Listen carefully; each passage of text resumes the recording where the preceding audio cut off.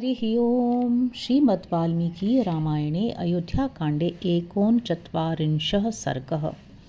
राजा दशरथ का विलाप, उनकी आज्ञा से सुमंत्र का राम के लिए रथ जोत कर लाना, कोषाध्यक्ष का सीता को बहुमूल्य वस्त्र और आभूषण देना, कौसल्या का सीता को पति सेवा का उपदेश, सीता के द्वारा उसकी स्वीकृति तथा श्री राम का अपनी माता से पिता के प्रति दोष दृष्टि न रखने का अनुरोध करके अन्य माताओं से भी विदा मांगना।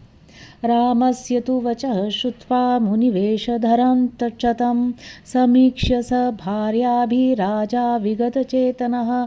श्री राम की बात सुनकर और उन्हें मुनिवेश धारण किए देख स्त्रियों सहित राजा दशरथ शोक से अचेत हो गए। नैनं दुःखेन संतप्त प्रत्यवैक्षत राघवं न चैनमभि संप्रेक्ष्य प्रत्यभाषत दुर्मनाः। दुख से संतप्त होने के कारण वे श्री राम की ओर भर आँख देख भी नहीं सके और देखकर भी मन में दुख होने के कारण उन्हें कुछ उत्तर न दे सके।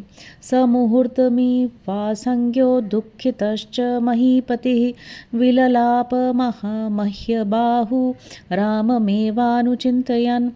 2 घड़ी तक अचेत सा रहने के बाद जब उन्हें होश हुआ तब वे महाबाहु नरेश श्री राम का ही चिंतन करते हुए दुखी होकर विलाप करने लगे। मन्ये खलु मया पूर्वं विवत्सा बहवः कृता प्राणिनो हिंसिता वापि तन्मामित्मुपस्थितम्। मालूम होता है मैंने पूर्व जन्म में अवश्य बहुत सी गऊओं का उनके बछड़ों से विछो कराया है अथवा अनेक प्राणियों की हिंसा की है। इसी से आज मेरे ऊपर ये संकट आ पड़ा है। न त्वेवा नागते काले देहय च्यवति जीवितं कैकेय्या क्लिश्यमानस्य मृत्युर्मम न विद्यते। समय पूरा हुए बिना किसी के शरीर से प्राण नहीं निकलते, तभी तो कैकेयी के द्वारा इतना क्लेश पाने पर भी मेरी मृत्यु नहीं हो रही है। योऽहं पावक संकाशं पश्यामि पुरतः स्थितं विहाय वसने सूक्ष्मे तापसाच्छाद मात्मजम। ओह, अपने अग्नि के समान तेजस्वी पुत्र को महीन वस्त्र त्याग कर तपस्वियों के से वल्कल वस्त्र धारण किए सामने खड़ा देख रहा हूँ, फिर भी मेरे प्राण नहीं निकल रहे। एकस्याः खलु कैकेय्याः कृत्येम खिद्यते जनः स्वार्थे प्रयतमानायाः संश्रित्य निकृतिम त्विमाम। इस वरदान रूप शठता का आश्रय लेकर अपने स्वार्थ साधन के प्रयत्न में लगी हुई एकमात्र कैकेयी के कारण ये सब लोग महान कष्ट में पड़ गए हैं। एवं मुक्त्वा तु वचनम बाष्पेण विहतेन्द्रियः रामेति सकृत्देवोक्त्वा व्याहर्तुं न शशाक सः। ऐसी बात कहते कहते राजा के नेत्रों में आंसू भर आए, उनकी इंद्रियां शिथिल हो गईं और वे एक ही बार हे राम कहकर मूर्छित हो गए, आगे कुछ न बोल सके। संज्ञां तु प्रतिलभ्यैव मुहूर्तात् स महीपतिः नेत्राभ्याम अश्रुपूर्णाभ्याम सुमंत्रमिदमब्रवीत्। 2 घड़ी बाद होश में आते ही वे महाराज आंसू भरे नेत्रों से देखते हुए सुमंत्र से इस प्रकार बोले। औपवाह्यं रथं युक्त्वा त्वमायाहि हयोत्तमैः प्रापयैनं महाभागमितो जनपदात् परम। तुम सवारी के योग्य एक रथ को उसमें उत्तम घोड़े जोत कर यहाँ ले आओ और इन महाभाग श्री राम को उस पर बिठाकर इस जनपद से बाहर तक पहुँचा आओ।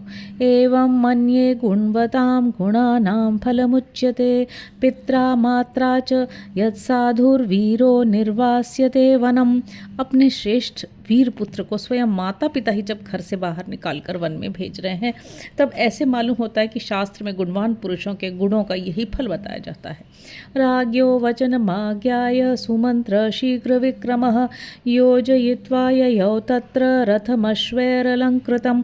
राजा की आज्ञा शिरोधार्य करके शीघ्रगामी सुमंत्र गए और उत्तम घोड़ों से सुशोभित रथ जोत कर ले आए। तं रथं राजपुत्राय सूत कनकभूषितम् आचचक्षेऽञ्जलिं कृत्वा युक्तं परमवाजिभिः। फिर सूत सुमंत्र ने हाथ जोड़कर कहा, महाराज राजकुमार श्री राम के लिए उत्तम घोड़ों से जुता हुआ सुवर्ण भूषित रथ तैयार है। राजा सत्वर माहूय व्यापृतं वित्त संचये उवाच देश कालज्ञो निश्चितं सर्वतः शुचि। तब देश और काल को समझने वाले सब ओर से शुद्ध राजा दशरथ ने तुरंत ही धन संग्रह के व्यापार में नियुक्त कोषाध्यक्ष को बुलाकर ये निश्चित बात कही। वासांसि च वरार्हाणि भूषणानि महन्ति च वर्षाण्येतानि संख्याय वैदेह्या क्षिप्रमाणय। तुम विदेह कुमारी सीता के पहनने योग्य बहुमूल्य वस्त्र और महान आभूषण जो 14 वर्षों के लिए पर्याप्त हो गिन कर शीघ्र ले आओ। नरेन्द्रेणैव मुक्तस्तु गत्वा कोशगृहं ततः प्रायच्छत् सर्वमाह्यत्य सीतायै क्षिप्रमेव तत्। महाराज के ऐसा कहने पर कोषाध्यक्ष ने खजाने में जा वहाँ से सब चीज़ें लाकर शीघ्र ही सीता को समर्पित कर दी। सा सुजाता सुजातानि वैदेही प्रस्थिता वनं भूषयामास गात्राणि चित्रैर्विभूषणैः। उत्तम कुल में उत्पन्न अथवा अयोनिजा और वनवास के लिए प्रस्थित विदेह कुमारी सीता ने सुंदर लक्षणों से युक्त अपने सभी अंगों को उन विचित्र आभूषणों से विभूषित किया। व्यराजयत वैदेही वेश्म तत्सु विभूषिता उद्यतों शुमतः काले खं प्रभेव विवस्वतः। उन आभूषणों से विभूषित हुई विदेह नंदिनी सीता उस घर को उसी प्रकार सुशोभित करने लगी जैसे प्रातःकाल उगते हुए अंशुमाली सूर्य की प्रभा आकाश को प्रकाशित करती है। ताम्भुजाभ्यां परिष्वज्य श्वश्रुर्वचनमब्रवीत् अनाचरन्तीं कृपणं मूर्धन्युर्पाघ्राय मैथिलीं।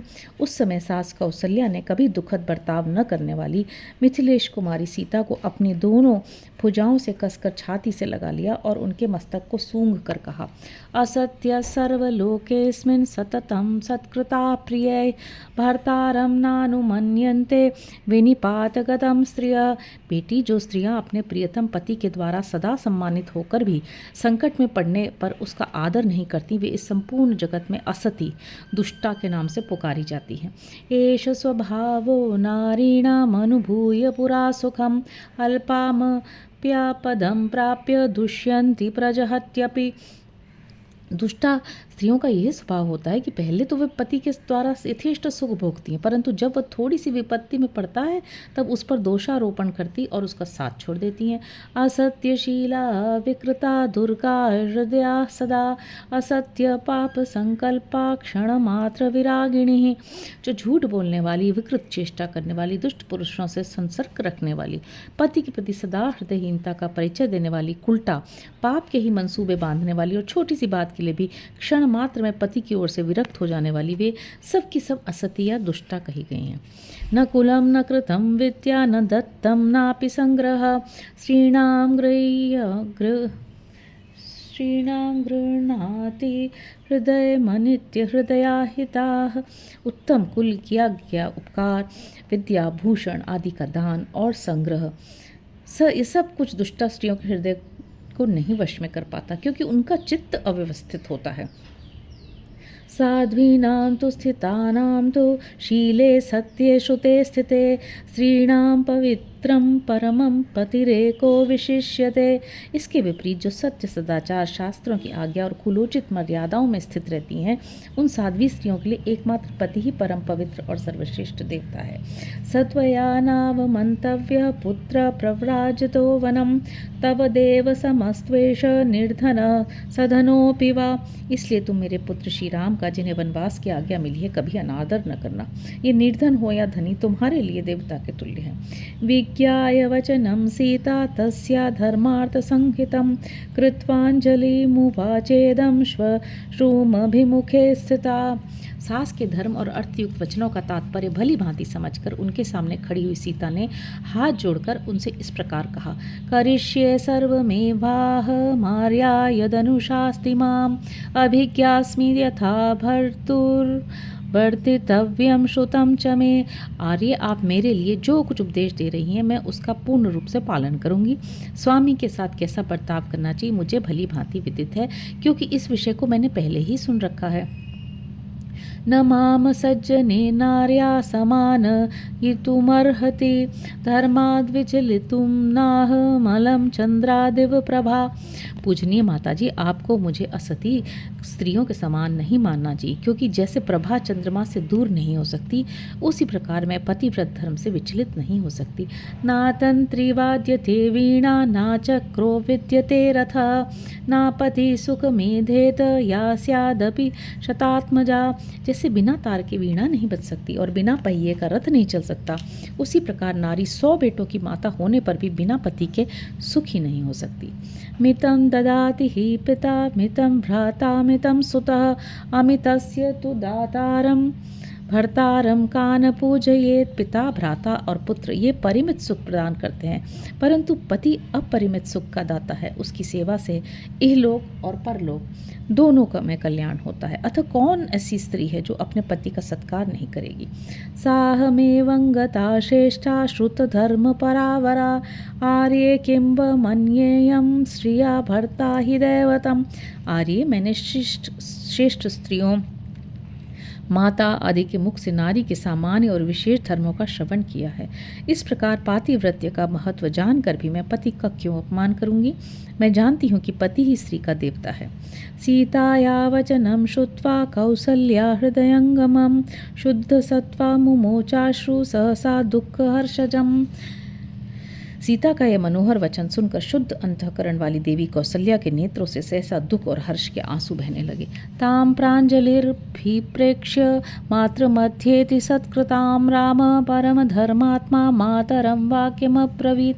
तब परम धर्मात्मा श्री राम ने माताओं के बीच में अत्यंत सम्मानित होकर खड़ी हुई माता कौसल्या की ओर देख हाथ जोड़कर कहा, अम्ब मां दुखिता भूत्वा पश्येत् स्वं पितरं मम क्षयोऽपि वनवासस्य क्षिप्रमेव भविष्यति। माँ, इनके कारण मेरे पुत्र का वनवास हुआ, ऐसा समझकर तुम मेरे पिताजी की ओर दुखित होकर न देखना। वनवास की अवधि भी शीघ्र समाप्त हो जाएगी। सुप्तायास्ते गमिष्यन्ति नववर्षाणि पञ्च च समग्रिमः सम्प्राप्तं मां द्रक्ष्यसि सुहृद्व्रतं। ये 14 वर्ष तो तुम्हारे सोते सोते निकल जाएंगे। फिर एक दिन देखोगी कि मैं अपने सुहृदों से घिरा हुआ सीता और लक्ष्मण के साथ संपूर्ण रूप से यहाँ आ पहुँचाऊँ। एतावदभिनीतार्थ मुक्त्वा स जननीं वचः त्रयशतशतार्धा हि ददर्शावेक्ष्य मातरः ताश्चापि स तथैर्वार्ता मातृर्दशरथात्मज धर्मयुक्तविदं वाक्यं निजगाद कृतांजलिः। माता से इस प्रकार अपना निश्चित अभिप्राय बताकर दशरथ नंदन श्री राम ने अपनी अन्य 350 माताओं की ओर दृष्टिपात किया और उनको भी कौशल्या की भांति शिवकाकुल पाया। तब उन्होंने हाथ जोड़कर उन सब से धर्मयुक्त बात कही। संवासात् परुषं किंचित ज्ञानादपि यत्कृतं तन्मे समुपजानीत सर्वाश्चाम मंत्रयामि वः। माताओं, सदा एक साथ रहने के कारण मैंने जो कुछ कठोर वचन कह दियो अथवा अनजाने में मुझसे जो अपराध बन गए उसके लिए मुझे आप क्षमा कर दें। मैं आप सब माताओं से विदा मांगता हूँ।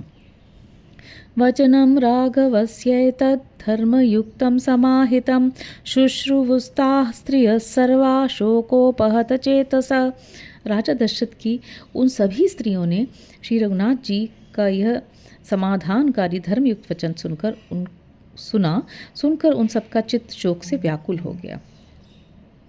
जज्ञेथ तासां सनाद क्रौंची नामिव निस्वप्नः जज्ञेथ तासां सन्नादः क्रौंची नामिव निस्वनः मानवेन्द्रस्य भार्याणमेवं वदति राघवे।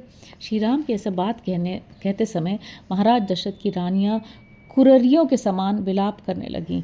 उनका वह आर्तनाद उस राजभवन में सब ओर गूंज उठा। मूरज पणव घोषवद दशरथ वेश्म बभूव यत्पुरा विलपित परिदेवनाकुलं व्यसनगतं तद्भूत दुखितम।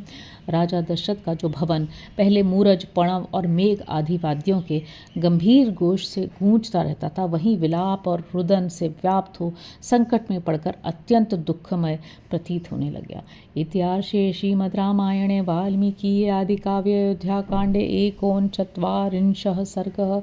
इस प्रकार श्री वाल्मीकि निर्मित आर्ष रामायण आदि काव्य के अयोध्या कांड में 39वां सर्ग पूरा हुआ। हरि ओम।